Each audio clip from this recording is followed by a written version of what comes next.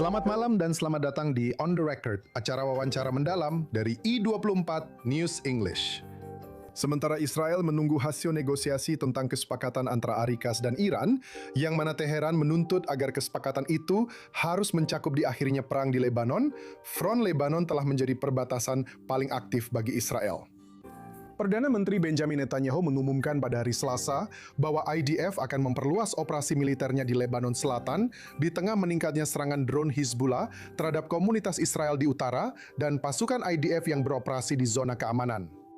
Sementara itu, delegasi militer Israel dan Lebanon dijadwalkan bertemu di Washington pada hari Jumat untuk membahas perlucutan senjata Hizbullah dan penempatan angkatan bersenjata Lebanon di Lebanon Selatan di masa depan. Setelah penarikan IDF yang diharapkan, yang menurut Israel hanya akan terjadi setelah Hizbullah benar-benar dilucuti senjatanya. Jadi untuk membahas semua ini, saya ditemani oleh Jack Neriah.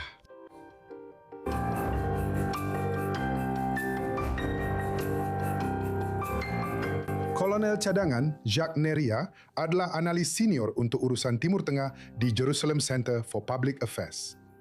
Lahir di Beirut, Neriah melakukan aliyah ke Israel pada tahun 1968 dan tak lama kemudian bergabung dengan IDF, di mana ia bertugas selama 21 tahun termasuk sebagai wakil kepala penilaian di intelijen militer IDF. Ia juga pernah menjadi penasihat kebijakan luar negeri untuk Perdana Menteri Yitzhak Rabin. Jack, terima kasih banyak telah bergabung bersama kami malam ini. Terima kasih telah mengundang saya. Jadi mari kita mulai. Maksud saya sekarang secara resmi Israel dan Lebanon berada dalam keadaan gencatan senjata. Tapi kita pernah berada di situasi seperti ini sebelumnya. Dan dalam gencatan senjata sebelumnya, dinamikanya adalah Hizbullah berhenti, tapi Israel tetap menembak. Tapi itu bukan yang terjadi sekarang. Kita melihat bahwa Hizbullah sekarang terus melakukan serangan terhadap pasukan Israel dan komunitas di perbatasan utara Israel. Jadi, apa yang berubah dari sisi Hizbullah? Nah, gencatan senjata ini disebut oleh penduduk bagian utara Israel sebagai perang gencatan senjata. Jadi, maksud saya, kita sedang berada dalam perang total dengan Hizbullah. Dan hari ini, untuk pertama kalinya sejak beberapa waktu, IDF menyerang target di Lebanon Utara, 150 km dari perbatasan. Ini adalah hal baru. Dan saya pikir ini adalah sebuah cara. Sebuah peringatan kepada Hizbullah bahwa jika mereka terus mengancam pasukan dan tentu saja menargetkan warga sipil, maka Israel tidak punya pilihan selain melakukan intervensi yang lebih radikal di Lebanon. Dan ini akan berarti penerobosan darat pasukan kami yang lebih besar ke Lebanon, menargetkan sasaran-sasaran khusus dan elit di Lebanon, serta target para pemimpin, misalnya seperti yang pernah kami lakukan di masa lalu. Dan sampai sekarang kami tidak melakukan itu karena ada perintah dari Amerika untuk tidak melakukannya, untuk tidak memperluas lingkup konfrontasi ke Beirut dan ke wilayah lain. Maksud saya, tapi kami, Israel sedang menggempur di sana sedikit demi sedikit dan kami terus maju. Kami belum sampai di Dahiyah, tapi kami sudah maju di lembah Bekah di bagian utara Lebanon dan Hizbullah harus segera merasakannya semua. Jadi, seperti yang Anda katakan, kita sedang dalam perang. Ini adalah perang gesekan. Dan inilah yang diinginkan Hizbullah. Ingin pasukan Israel terkurung di suatu wilayah. Dan wilayah ini telah ditentukan oleh Amerika Serikat. Juga mengatakan, oke, tidak lebih dari 10 km ke dalam wilayah Lebanon. Dan karena itu, dan karena pemahaman Hizbullah bahwa Israel tunduk dan patuh pada tekanan Washington, dan karena keberhasilan yang mereka rasakan Iran capai dalam negosiasi dengan Washington, mereka merasa semakin berani untuk menjadi jauh lebih agresif terhadap Israel. Dan seperti yang saya maksud, apa yang dikatakan Qasem dalam pidato terakhirnya, itu kesyahidan atau kemenangan. Jadi tidak ada cara untuk menyatukan keduanya. Ini adalah keputusan mereka. Dan keputusan sekarang juga sedang dipertimbangkan berdasarkan faktor-faktor lain. Dan elemen pertama yang ada di benak Hizbullah adalah bagaimana menjatuhkan pemerintahan ini. Bagaimana menjatuhkan pemerintahan Lebanon. Dan ini adalah ancaman langsung. Jika Anda terus bernegosiasi dengan kaum merah, maka jangan kaget kalau kami akan turun ke jalan. Jadi kita akan membahas ancaman yang sangat tidak biasa ini dari seseorang bernama Qasem. Tapi Anda tadi menyinggung soal negosiasi antara Irak, Serikat, dan Iran. Sekarang, apakah gencatan senjata di Lebanon akan diatur dalam gencatan senjata itu atau tidak? Situasinya tetap saja pasukan Israel masih berada di lapangan. Dan Hizbullah telah bersumpah bahwa selama pasukan Israel tetap berada di sana, mereka akan terus menyerang. Dan pasukan Israel akan tetap berada di sana sampai Hizbullah dilucuti, yang merupakan proses yang bisa memakan waktu bertahun-tahun. Jadi sanggupkah IDF bertahan di wilayah Lebanon Selatan ini sambil terus diserang Hizbullah? Maksud saya ini semacam membawa kita kembali ke realitas sebelum penarikan pasukan pada tahun 2000.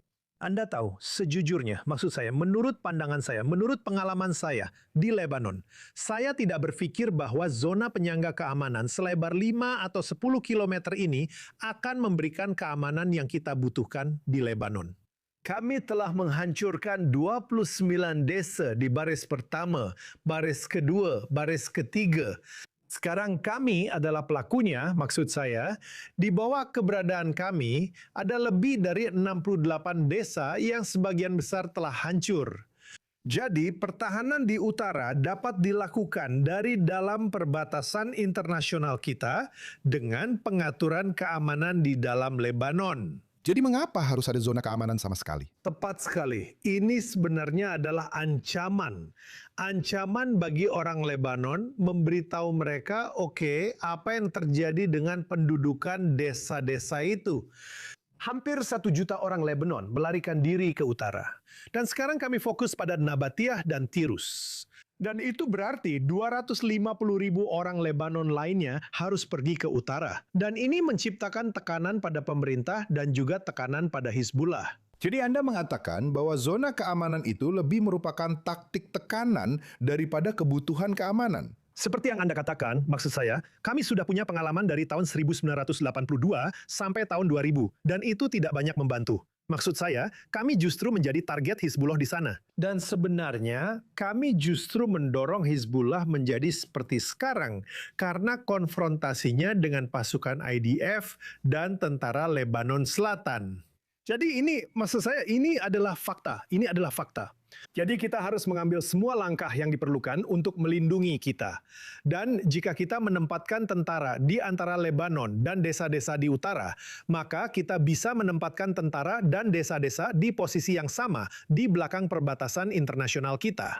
Tapi ini seperti yang saya katakan, ini adalah kartu yang kita gunakan untuk memberi tekanan dan mencapai solusi politik dengan pemerintah Lebanon. Dan sekarang, saya harus menanggapi satu hal yang Anda katakan sebelumnya, seolah-olah tujuan negosiasi ini adalah untuk menormalkan hubungan dengan Israel. Ini bukan yang dibicarakan oleh orang-orang Lebanon. Para negosiator Lebanon bersama dengan Presiden Lebanon sedang membicarakan negosiasi penarikan Israel, rekonstruksi atau pembangunan kembali wilayah selatan. Tidak ada satu kata pun tentang normalisasi atau pengaturan keamanan dengan Israel. Tidak ada, sama sekali tidak ada. Sekarang ada isu lain yang muncul. Minggu lalu, Kementerian Kehakiman Amerika Serikat baru saja menjatuhkan sanksi terhadap anggota parlemen Lebanon. Maksud saya anggota parlemen. Dan apa yang istimewa dari 2 perwira-perwira aktif? Satu adalah kepala penilaian di pasukan keamanan dalam negeri Lebanon.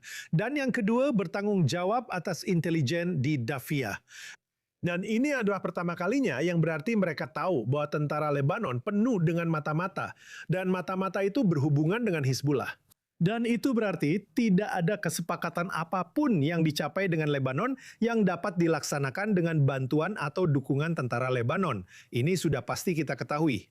Jadi pertanyaannya tetap, siapa yang akan memberikan jaminan kepada Anda? Tepat sekali. Jadi kita tahu bahwa tentara Lebanon tidak memiliki kemampuan untuk melucuti senjata Hizbullah. Dan yang Anda singgung sekarang adalah bahwa mereka juga tidak memiliki kemauan karena komposisi angkatan bersenjata Lebanon dan kehadiran signifikan komunitas Syiah di sana. Bisakah Anda secara singkat menjelaskan komposisi Angkatan Bersenjata Lebanon? Agar kita bisa mendapatkan gambaran yang lebih jelas tentang betapa menantangnya, atau bahkan ada yang mengatakan mustahil untuk memberikan tugas melucuti senjata Hizbullah kepada Angkatan Bersenjata Lebanon. Selama lebih dari 40 tahun, Hizbullah telah fokus pada dua hal. Yang pertama adalah sistem pendidikan, di mana mereka memiliki sistem pendidikan sendiri yang berjalan paralel dengan sistem pendidikan Lebanon. Ini adalah sistem di mana lagu kebangsaannya adalah Salam Yamin, bukan lagu kebangsaan Lebanon. Ini yang pertama. Kedua adalah menempatkan mata-mata di dalam militer dan administrasi Lebanon. Dan faktanya, 60% dari tentara Lebanon adalah Syiah. Artinya, mereka tidak bisa bergerak dan tidak bisa bertindak melawan orang tua atau kerabat mereka di selatan. Ini, maksud saya, sangat tidak masuk akal. Jadi, Anda tidak bisa menggunakan tentara untuk itu. Dan kepala tentara sendiri mengatakan bahwa jika Anda menggunakan tentara untuk menumpas Hizbullah, maka tentara akan terpecah belah seperti yang terjadi pada tahun 1975. Jadi, mengapa Amerika Serikat menaruh kepercayaan atau keyakinannya pada pemerintah Lebanon? Karena di Amerika Serikat, rencananya adalah membentuk brigade baru. Brigade yang benar-benar baru tanpa ada hubungan sama sekali dengan Hizbullah. Dan itulah yang akan menjadi brigade Lebanon yang bertanggung jawab atas keamanan dan ketertiban di selatan. Ini hanyalah mimpi, ini tidak akan pernah terjadi. Kecuali, maksud saya, bahkan jika mereka memberikan gaji yang lebih tinggi, jika Anda bandingkan saat ini, seorang tentara Lebanon mendapatkan $250 per bulan, sedangkan pejuang Hizbullah mendapatkan tepat $2.000 per bulan. Jadi, maksud saya, perbedaannya sangat besar. Jadi, Anda tidak bisa membentuk tentara baru.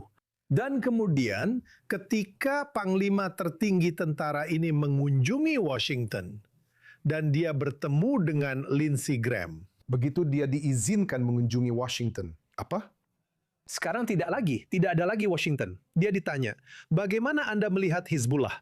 Apakah Anda menganggap Hizbullah sebagai organisasi teroris? Dan apa jawabannya? Itu bukan dalam konteks Lebanon. Artinya, Hizbullah mungkin dianggap sebagai organisasi teroris di Inggris, di Amerika Serikat, di Eropa, atau dimanapun. Tapi di Lebanon, tidak sama sekali. Jadi, itu adalah bagian dari sistem. Beginilah cara komandan tentara melihat situasinya. Sekarang, lihat, saya akan memberi Anda contoh lain. Israel telah mengeliminasi kepala staf Hizbullah, Fuad Shukr. Dia adalah anggota Hizbullah. Sepupunya berada di pasukan internal Lebanon, maksud saya pasukan internal resmi. Menurut Pers, dia adalah seorang advokat yang diculik oleh pasukan Israel dan dibawa ke Israel. Sepupunya yang lain berada di Amal, organisasi Syiah lainnya. Jadi satu keluarga dengan 3 posisi, satu Hizbullah, satu Amal, dan satu di pasukan internal. Beginilah kondisi komunitas Syiah yang saat ini terpecah di Lebanon. Jadi mereka semua punya satu tujuan, melawan Israel, mengubah Lebanon menjadi Republik Islam, menjadi provinsi lain dari Republik Islam Iran, dan berada di bawah wilayah Al-Faqih. Maksud saya otoritas para ulama di Teheran. Mereka akan patuh dan melakukan apapun yang dia inginkan. Yap, Anda membicarakan ancaman dari Naim Qassem dalam pidatonya minggu ini, di mana dia mengatakan hal itu. Pada dasarnya, dia tidak lagi sekedar menyeru pemerintah Lebanon untuk mundur dari pembicaraan dengan Israel, dan pada dasarnya mengarahkan seruannya kepada kaum Syiah, para pendukung mereka di Lebanon, untuk turun ke jalan dan mengancam akan menjatuhkan pemerintah. Sekarang, apakah ini berarti kita sedang mendekati perang saudara di dalam Lebanon? Ya, Anda tahu, kita sedang duduk di atas tong mesiu. Hanya dibutuhkan satu percikan saja untuk menyalakannya dan meledakkannya. Semua orang tahu itu di Lebanon, dan inilah sebabnya mereka berusaha menghindarinya. Tapi maksud saya, Hizbullah lebih dari yang lain memahami konsekuensinya. Dan dia menunjuk pada pengalaman di masa lalu. Pada tahun 2008, Hasan Nasrallah saat itu ingin memiliki jaringan serat optik independen yang terpisah dari institusi Lebanon untuk melindungi unit-unitnya. Fuad Siniora yang saat itu menjadi Perdana Menteri mengatakan tidak, kamu tidak boleh. Maksud saya, ini adalah kedaulatan Lebanon. Kamu tidak bisa melakukan itu. Kamu adalah milisi. Maksud saya, kamu bukan bagian dari pemerintah. Akibatnya, Hizbullah dalam 3 hari mengambil alih ibu kota, mengambil alih pegunungan Druze. Dan karena hal itu, maksud saya, Hizbullah akhirnya menyerahkan posisinya sebagai imbalan atas hak veto terhadap semua keputusan pemerintah Lebanon. Dan ini dilakukan sampai sekarang, hingga tahun 2024. Lihat, kenangan sulit dari Perang Saudara, menurut saya masih sangat membekas dalam jiwa rakyat Lebanon dan dalam pengambilan keputusan para pemimpinnya. Tapi begitulah Lebanon. Saya ingin mengalihkan fokus ke situasi di dalam negeri di Israel. Israel telah terlibat dalam perang aktif selama lebih dari 2,5 tahun dengan hampir tidak ada tanda-tanda akan berakhir. Pasukannya merebut wilayah di Gaza, Lebanon, Suriah, dan akan terus melakukannya untuk masa mendatang. Apa dampaknya? Bagaimana hal ini memengaruhi masyarakat Israel? Ya, di masyarakat tempat saya tinggal, saya rasa oposisi terhadap perilaku ini, perilaku pemerintah, tidak diterima. Semua orang, setiap orang cukup cerdas untuk memahami bahwa tujuan perang tidak tercapai. Gaza kasusnya masih terbuka, Lebanon kasusnya masih terbuka, Suriah kasusnya masih terbuka, Iran kasusnya masih terbuka, semuanya masih terbuka. Apakah kita berhasil menyelesaikan salah satu dari kasus-kasus itu? Apakah kita menerima, maksud saya, persetujuan akhir untuk salah satu dari kasus-kasus itu? Tidak. Dan karena itu, maksud saya, setiap 2 hari kamu mendengar ada tentara yang gugur di utara, yang lain mengalami kecelakaan di Gaza, atau terbunuh oleh penembak jitu. Jadi kita hidup dalam keadaan perang selama 2,5 tahun. Maksud saya, ini hampir seperti kita makin mirip dengan situasi di Ukraina. Dan Jack, ini bukan peran pilihan, ini dipaksakan kepada Israel. Ya? Dan ancamannya masih ada. Ya, keputusan-keputusannya adalah keputusan yang buruk. Seperti yang Anda katakan, itu dipaksakan kepada kami. Dan seharusnya jawabannya cepat. Seharusnya cepat dan tuntas.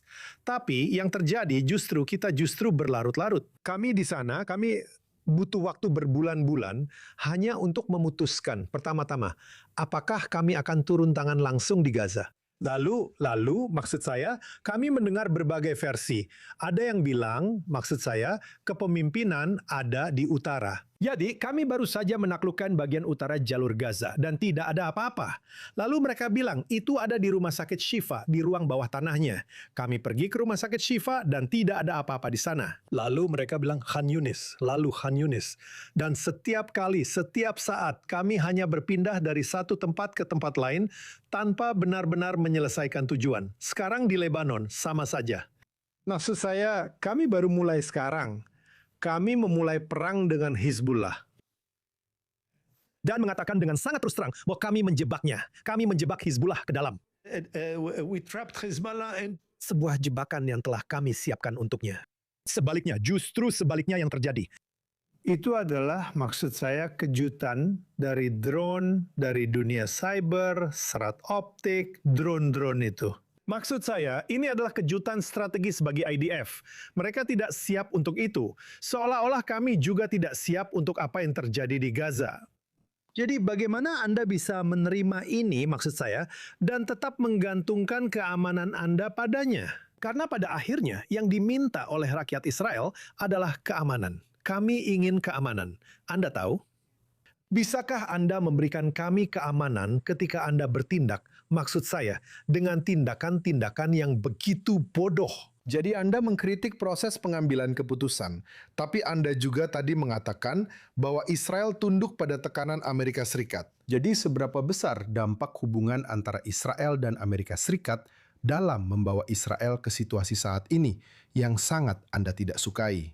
Dan banyak warga Israel juga merasakannya. Ketika saya bekerja dengan Yitzhak Rabin, itu terjadi lebih dari sekali. Maksud saya, ada banyak kesempatan. Dia biasa berkata, saya tidak akan melakukan itu dan membahayakan $3 miliar yang kami terima dari Amerika Serikat setiap tahun.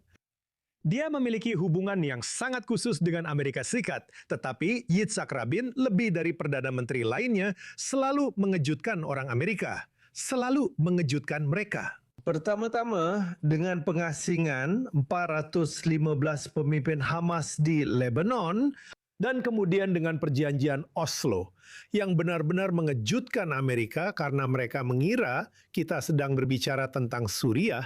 Dan kemudian mereka mendapatkan sesuatu yang berbeda. Dan kemudian semua tindakan Israel, aksi militer pada saat itu benar-benar dimulai oleh Israel dan dihentikan oleh Israel. Di sinilah kita berada karena komitmen kita dan fakta bahwa Amerika membantu kita dalam upaya mengurangi ancaman nuklir dari Iran. Kita mendapati diri kita terikat pada pengambilan keputusan mereka. Maksud saya, jika mereka, dan seperti yang saya maksud, Donald Trump mengatakannya secara terbuka saat siaran. Dia berkata, Bibi Netanyahu, dia tidak mengatakan Benjamin Netanyahu. Dia berkata, Bibi Netanyahu akan melakukan apapun yang saya inginkan.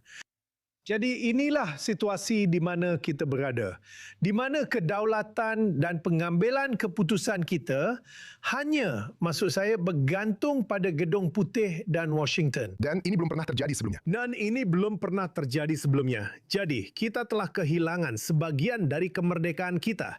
Dan inilah yang terjadi dengan hubungan-hubungan tersebut. Karena di sisi lain, maksud saya, lihatlah perilaku Amerika Serikat. Ketika mereka menyadari mereka tidak bisa menaklukkan Houthi, mereka menghentikan perang. Mereka bilang tidak, mereka sudah cukup, kami tetap bersama Houthi. Sekarang mereka akan mencapai kesepakatan dengan Iran. Mereka akan melakukan apa saja. Dan kami akan tetap bersama Iran karena kami di sini dan mereka di sana. Ini adalah perbedaan besar. Sekarang dan Lebanon sama saja. Kalian melarang kami menyerang Dahiyah. Kalian melindungi Hizbullah.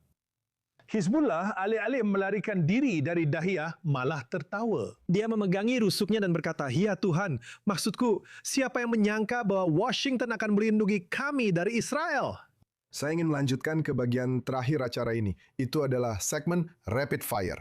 Saya akan menunjukkan 3 gambar kepada Anda. Dalam hal ini akan ada 4. Dan Anda beritahu saya hal pertama yang terlintas di pikiran Anda. Jadi, ini gambar pertama. Ini adalah Ketua Parlemen Lebanon dan pemimpin Syiah Nabih Berri. Mafia terbesar di Lebanon. Ini adalah orang yang mencuci uang yang masuk ke Hizbullah melalui sistemnya. Dan dia tampak sebagai orang yang moderat. Padahal dialah yang sebenarnya memprovokasi semua sikap Hizbullah terhadap kita. Baiklah, mari kita lanjut ke gambar berikutnya. Ini adalah Kepala Staf IDF, Yair Lapid. Yair Zemir hari ini dibiarkan sendirian, tanpa dukungan dari pemerintah, tanpa dukungan dari elemen manapun.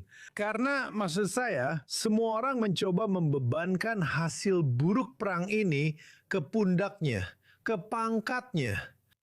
Baiklah, sedikit berbeda dari biasanya, sekarang ini adalah 2 foto dirimu saat masih kecil di tahun 50-an, 60-an di Beirut.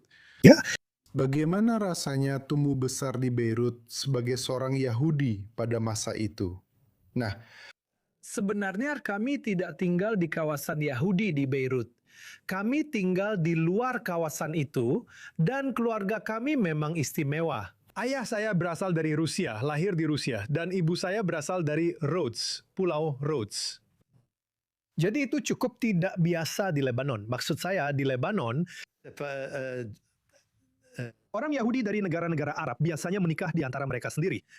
Dan tiba-tiba ada orang yang ayahnya dari Rusia dan ibunya dari Yunani. Ini memang tidak biasa, tapi maksud saya kami tidak merasa ada masalah karena pada usia itu ibu saya memilih untuk mengirim kami ke sekolah ini, yaitu sekolah asrama Prancis, di mana saya menjadi salah satu anggota pramuka. Saya adalah ketua sebuah kelompok. Saya pikir kelompok kami saat itu adalah kelompok harimau, kalau saya tidak salah ingat, kalau saya bukan ketua Yahudi. dari sebuah kelompok pramuka di Lebanon. Dan yang sangat luar biasa adalah bahwa foto ini mengingatkan saya bahwa karena sekolah itu, sekolah asrama itu, saya sekarang duduk di sini bersama Anda. Karena ketika saya selesai, ketika saya menyelesaikan masa sekolah saya dan saya melompati 2 kelas. Maksud saya begitu cemerlang sampai bisa melompati 2 kelas. Saya menerima beasiswa untuk pergi dan belajar di Perancis. Dan saya berdiri di upacara pada akhir tahun.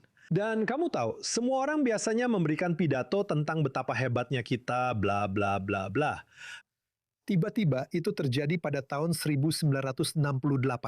Tiba-tiba seseorang naik ke atas panggung dan mulai menyerang Israel dan orang-orang Yahudi. Dan saya merasa takut. Dan tiba-tiba saya merasakan seseorang memegang bahu saya. Saya menoleh dan saya melihat bahwa itu adalah kepala sekolah dari perguruan tinggi tersebut, Perma Rosan. Dia berkata kepada saya, "Jangan pedulikan orang-orang bodoh itu. Tempatmu bukan di sini. Tempatmu ada di Israel.